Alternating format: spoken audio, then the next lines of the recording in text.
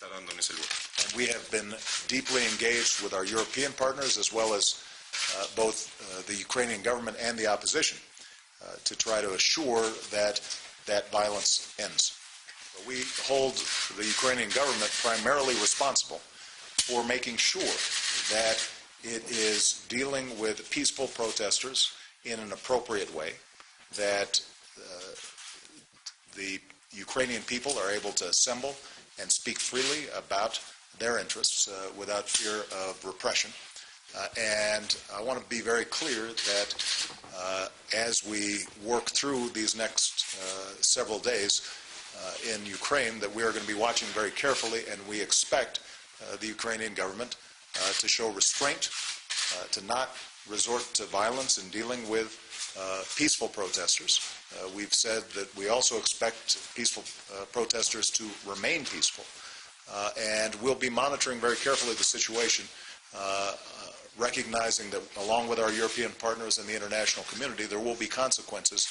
if people step over the line. Making sure that the Ukrainian military does not step in to what should be a set of issues that can be resolved by civilians.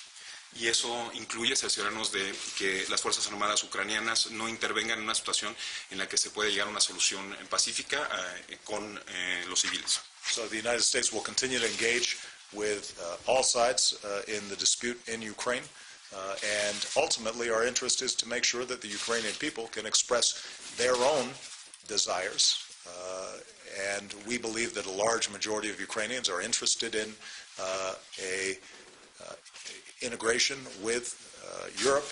and the commerce and cultural exchanges that are possible for them to expand opportunity and prosperity. But regardless of how the Ukrainian people